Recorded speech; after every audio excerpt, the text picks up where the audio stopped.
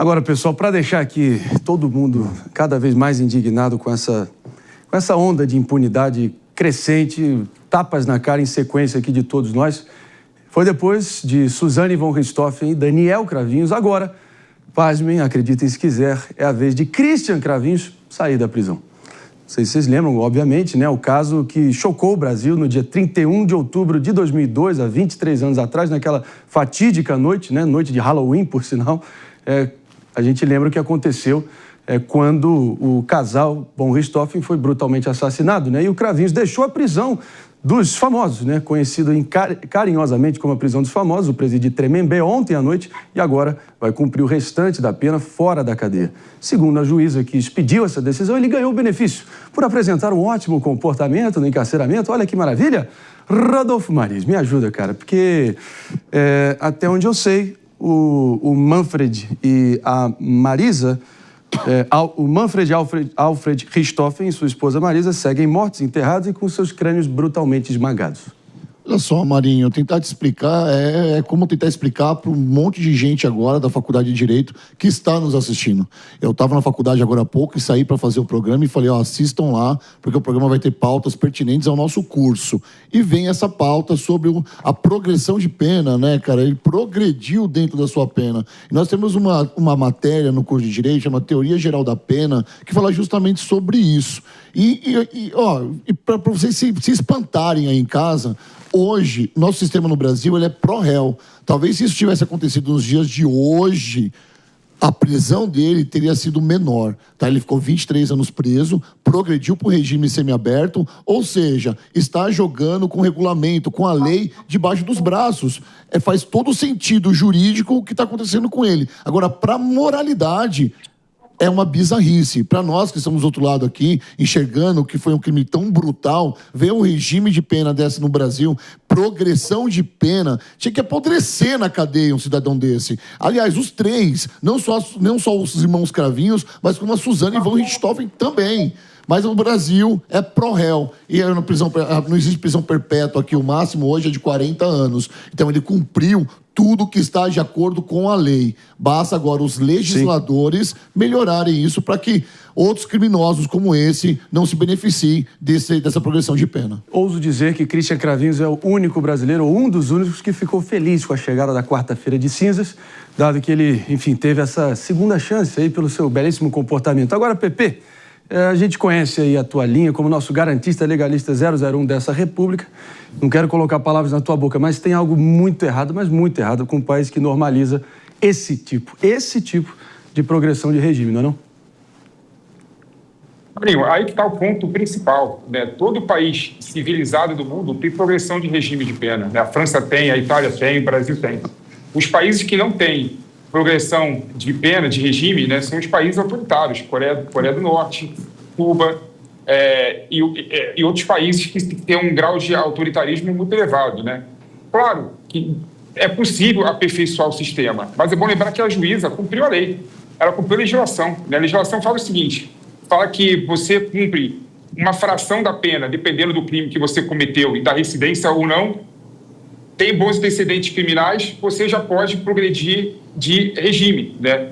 E o Cravinho respeitou todo esse processo. O que me causa estranheza não é nem a questão da progressão do regime em si, é que o Cravinho ele foi imposto a ele fazer um exame psicológico, né?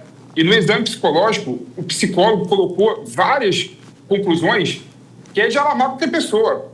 Como, por exemplo, ele tem que ter monitoramento constante, sob pena de reincidir no crime.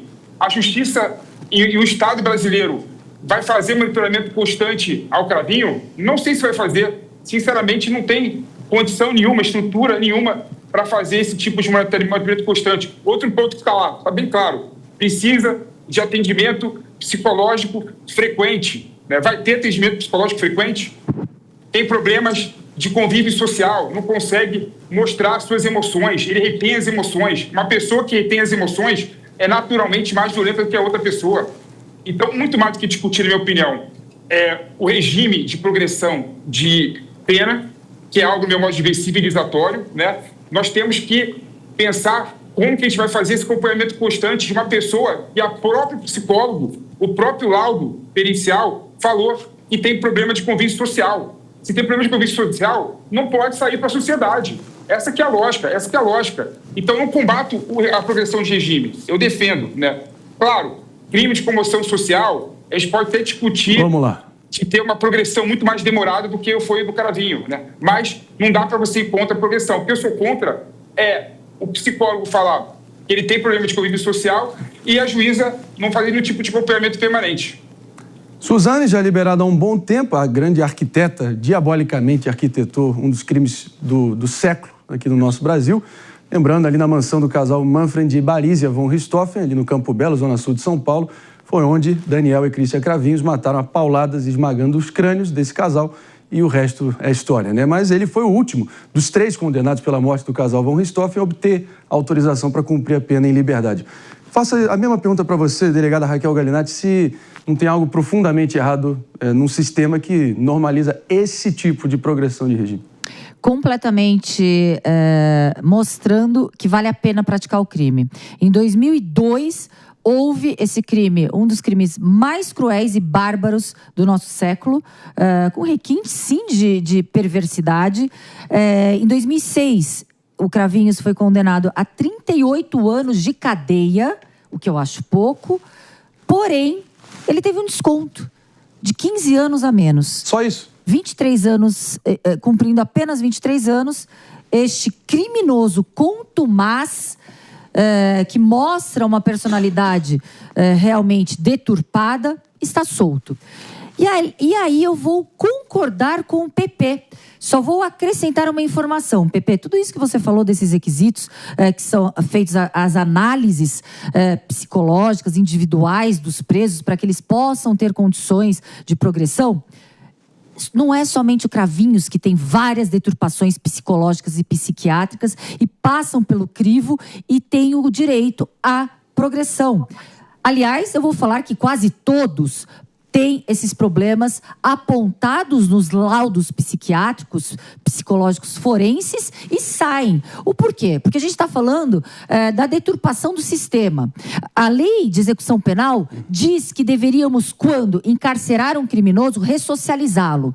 E aí vem a política do desencarceramento para desafogar, tirar o preso da cadeia com pena de superlotação carcerária e mais rebeliões.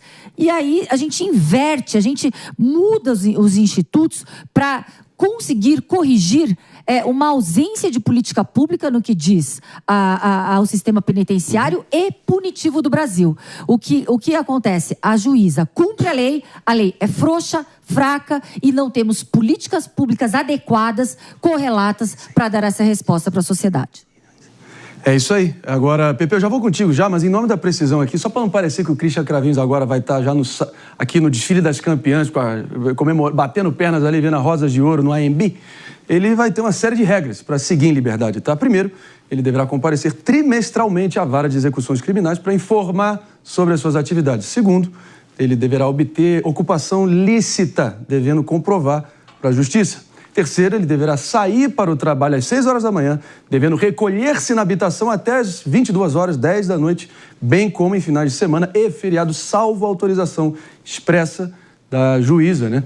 Quarto, ele não poderá mudar a comarca sem prévia autorização da juíza. Quinto, ele também não poderá mudar de residência sem comunicar à juíza, como se fosse grande coisa, né? Sexto, ele também não poderá frequentar bares, casas de jogos, outros locais incompatíveis com o benefício conquistado. E, de novo, só de ler essa palavra de benefício conquistado, meu Deus, é um eufemismo muito grande para um sistema falido, sinceramente. Sim. Aninha? Só uma informação bem rápida, de 38 anos, a pena dele foi para 42, porque ele, num benefício, ele descumpriu e tentou subornar aquele policial que o prendeu. Então, ele teve uma pena majorada para 42 anos e está solto. É isso aí. Aninha, já vou contigo, Pepe.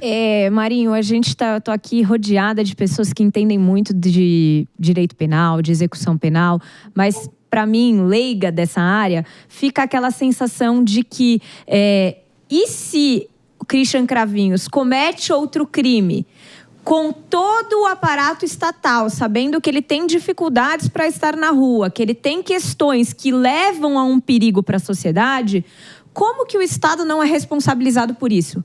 Como você vai explicar para a mãe ou para o filho ou para qualquer pessoa próxima daquele que ele matar, se ele vai fazer isso de novo, que o Estado sabia que ele era um risco para a sociedade. E mesmo assim ele foi colocado na rua. Então eu acho que além de todas essas questões que os meus colegas colocaram de forma brilhante, existe um aspecto racional, um aspecto lógico que envolve uma alteração do que é mais importante. A gente tem que proteger a vida do inocente e não daquele que já atestadamente tem dificuldades para estar no convívio com a sociedade. Falamos no final do ano passado, Rodolfo, que até o próprio maníaco do parque, seguindo todo o sistema vigente, já está aí na antevéspera também dele ser liberado, de acordo com as leis vigentes, né, nesse super benevolente Brasil. Só que você está no que ela está falando, para concluir rapidamente, e ele vem nesse regime agora no sistema de ressocialização. Sim. Tem que deixar claro isso. O Estado entende que ele precisa se ressocializar, o que eu acho muito difícil. O Estado tem que olhar de verdade para esse tipo de crime e pensar, cara, como é que você vai ressocializar alguém que nunca teve socialização ou foi ressocializado onde morou? É muito difícil. Agora foi nesse sentido, nesse contexto, que a gente lançou, inclusive, a pergunta do dia, que a gente quer muito sentir o pulso da nossa querida audiência, acessando o nosso site www.jovempan.com.br, acessa lá, e a gente deixou a pergunta, a nossa enquete do dia, se você acha que as penas no Brasil são injustas. Sim ou não? Muito simples. E claro que tem vários desdobramentos que a gente vai seguir repercutindo. Vai lá, deixa a sua opinião. www.jovempan.com.br. Você que está nos ouvindo pela rede Jovem Pan de rádio, assim que tiver uma brecha também, decreta lá o seu voto e a gente vai seguir estimulando essa discussão.